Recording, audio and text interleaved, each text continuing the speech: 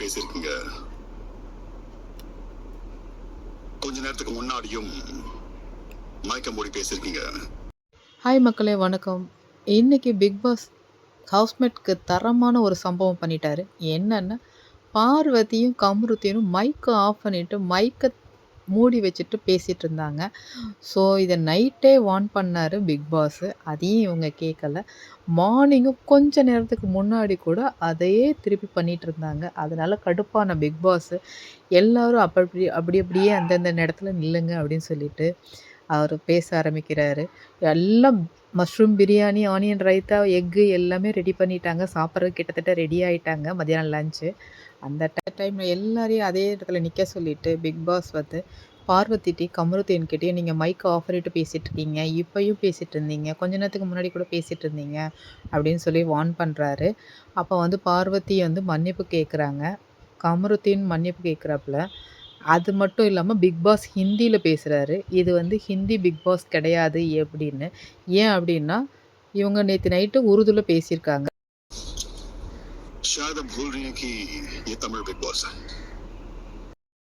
இது வந்து Tamil Bigg Boss, Hindi Bigg Boss கிடையாது அப்படின்னு சொல்லிட்டு பார்வதிக்கு சொல்கிறாங்க.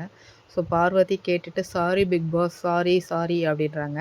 உடனே நான் இந்த சாரி எல்லாம் கேட்குறதுக்கு இல்லை, உங்களால் இந்த ஹவுஸ்மேட் எல்லாருமே பனிஷ்மெண்ட் அனுபவிக்க போகிறாங்க அப்படின்னு சொன்ன உடனே எல்லாருமே ஷாக் ஆகிட்டாங்க. ஏன் அப்படின்னு சொன்னாக்கா, எத்தனையோ வாட்டி வார்ன் பண்ணியாச்சு, திருப்பியும் கேட்காம இதே தான் பண்ணிகிட்ருக்கீங்க, அதனால் உங்களால் ஹவுஸ்மேட் எல்லாமே பனிஷ்மெண்ட் அனுபவிக்கிறாங்க. நீங்கள் செஞ்ச தவறுக்கு இந்த மொத்த வீடும் தண்டனை அனுபவிக்கணும்.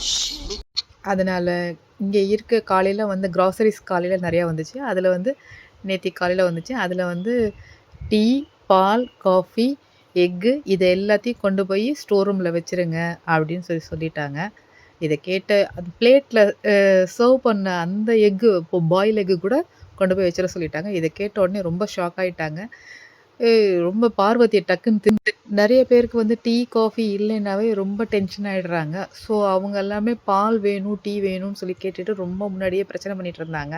ஸோ இது வந்து முற்றிலுமாக அவாய்ட் பண்ணதுனால இன்னும் ஹவுஸ்மேட்டுக்கு கோவம் ஜாஸ்தியாக வரும்.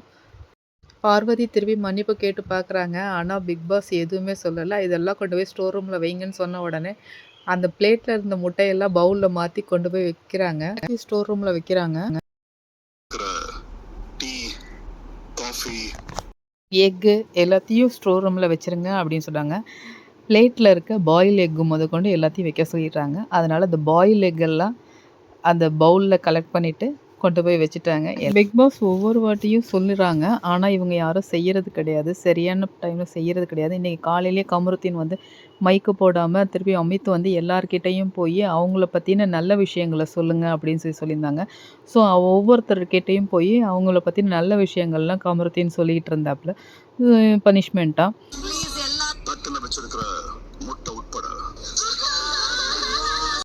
ஒவ்வொரு வாட்டியும் பிக் பாஸ் சொல்லி பார்க்குறாங்க, ஆனால் இவங்க 2 பேரும் கேட்க மாட்டேன்றாங்க. நைட்டில் மைக்கை கழட்டி வச்சுட்டு பேசுகிறது, மைக்கை இழுத்து ஒரு மாதிரி பேக் சைடில் வச்சுட்டு பேசுகிறது, இது மாதிரி ரகசியமாக பேசிகிட்ருக்காங்க. ஸோ அதனால் இந்த வாட்டி ரொம்ப சிவியராக பனிஷ் பண்ணியிருக்காப்புல.